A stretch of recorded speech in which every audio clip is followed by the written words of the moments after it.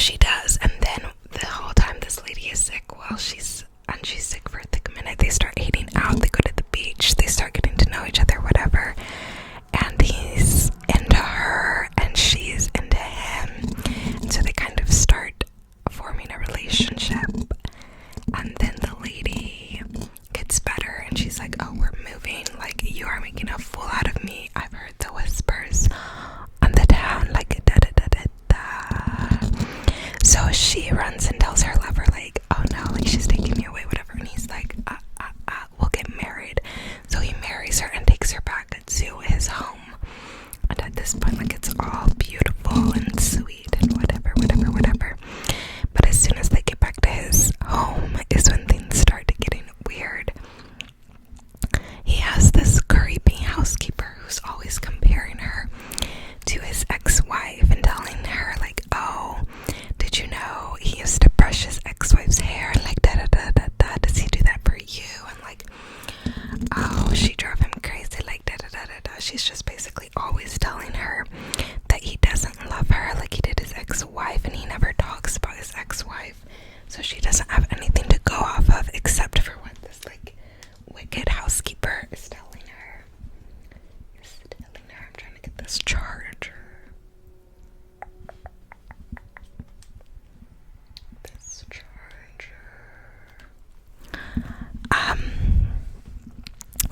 So this lady is telling her all this weird stuff, and she's trying to tell her husband, like, look, this housekeeper, like, she, like, da da da da da, and he's like, I don't want to hear about her, which he was so wrong for that. But then she starts, like, having nightmares. She starts seeing things. She sees, like, a lady in her house, like, running around. She sees birds, like, making weird shapes in the sky. Like, it's just very trippy, weird stuff. And then she hears that the lady, his ex-wife, drowned. And they're like, oh, he didn't tell you. And she's like, no, because he never tells her anything. He never wants to talk about it. So she thinks he's, like, still in love with his ex, and that she'll never be able to compare. So then the housekeeper is setting her up again and again. She's making all these mistakes because the housekeeper is, like, leading her astray. This weird guy comes to the police and talks to her and says that the housekeeper invited him there while her husband's out. And then she confronts the housekeeper and she's like, I don't know what you're talking about. I didn't talk to him. And then when her husband gets back, the housekeeper tells him, like, oh, your wife had this guy over, before she can explain. And he, like, loses his temper on her. Like, at this point, he's just not the man. Okay, at this point, I was so done with him. I was like, how you gonna leave your wife unprotected like that? Like, he was just dead wrong for that. Dead wrong. So that was that. But then a body is found in the water, and then it's ruled to be his ex-wife. So then a court case starts about, like, how did he identify the previous body if this was actually the body. So then he's on trial for murder of his ex-wife. And then she's like, all right, like, tell me, like, talk to me, like. So then he tells her what happened, and I won't say that part, but yeah, it's crazy. Nothing is what it seems. And yeah, then there's a few more plot twists before the end of the movie. But yeah, it was really interesting, really good. Even after the movie finished, though, I was like, okay, but who was the lady running around that she saw? And, like, what was with the birds? Like, was she just hallucinating from the stress? Like, I still don't know after finishing the movie. But yeah, I watched it in October, and it was pretty good for spooky season, I would say. I was so disappointed, though, because the man was, like, so cute with her at first. And then, like, he just did her so dirty. Like, he didn't stick up for her or whatever. And I'm like, that's your girl. Like, you need to, like, have her back. Like, what? So, yeah, there was that movie.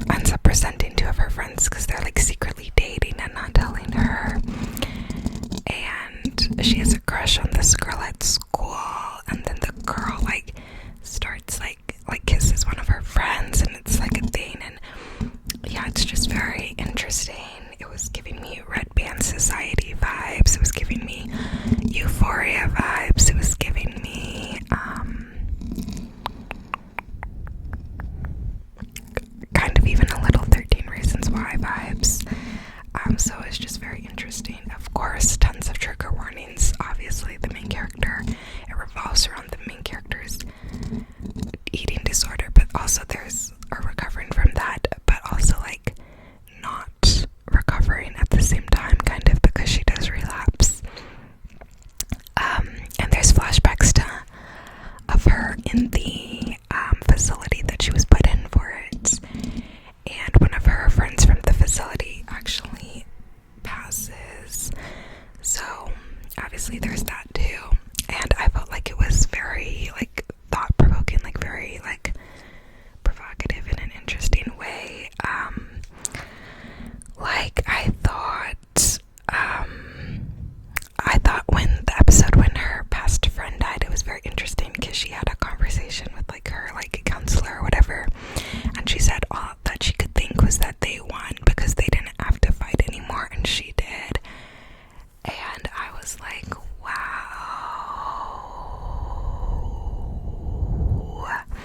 Because I think when you're like in the midst of a struggle with any type of addiction or disorder or whatever, like when you're in the midst of like a struggle with something like that, I think that's a very real thought. So I was like, wow, because of that.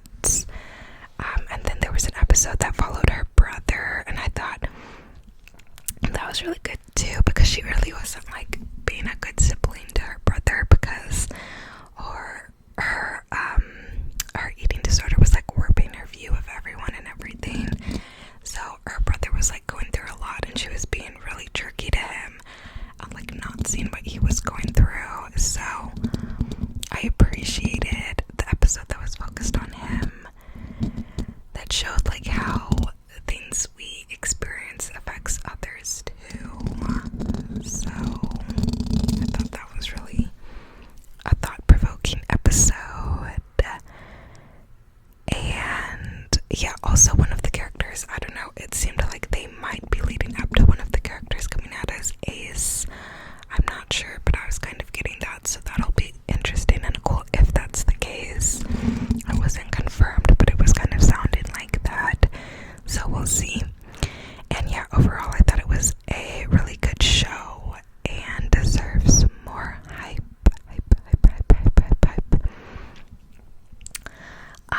And then let me think, what have I been watching?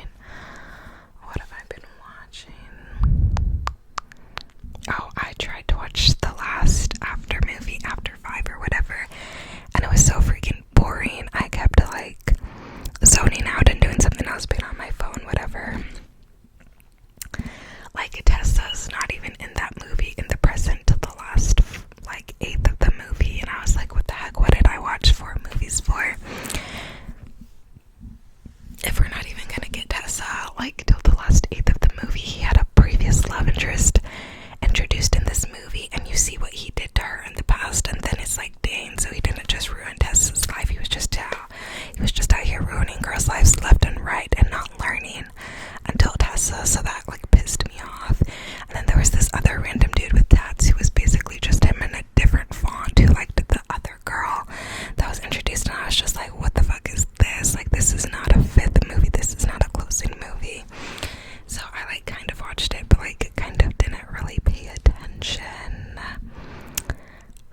And I rewatched 16 Candles the other day, so I kind of, because I was thinking about the Jake from State Farm thing, and the ending of that movie is so cute, where he's like crouching on the table to kiss her. Like, that gets me every time.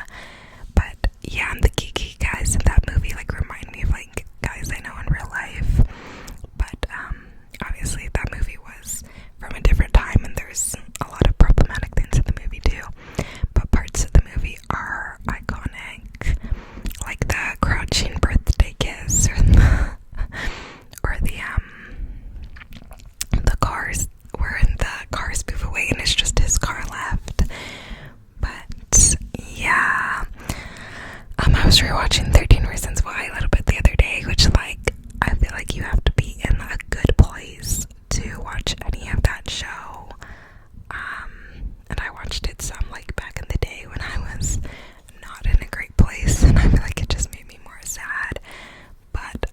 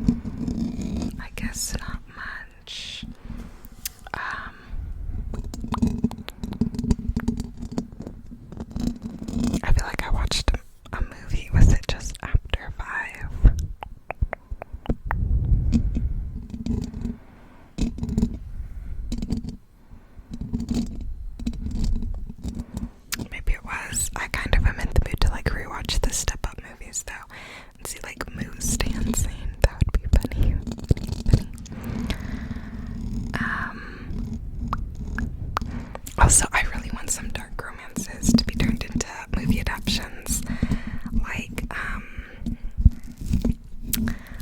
Penelope Douglas's books about the Four Horsemen. I'm reading those right now, and it's so wild, and like I want it to be turned into a movie. Or like Fourth Wing, I want to be turned into a movie. That's not a dark romance, but I'm just thinking about books I want to be turned into a movie. Vicious, I would love to see that on the screen. So like a lot of the books I read, I'm like, oh, this would be so cool as a movie. The Once Upon a Broken Heart series, I'd love that as an adaptation. So yeah, somebody needs to give these authors some movie deals, because yeah, or some show deals, because yeah, I want to see some of my favorite books on the screen.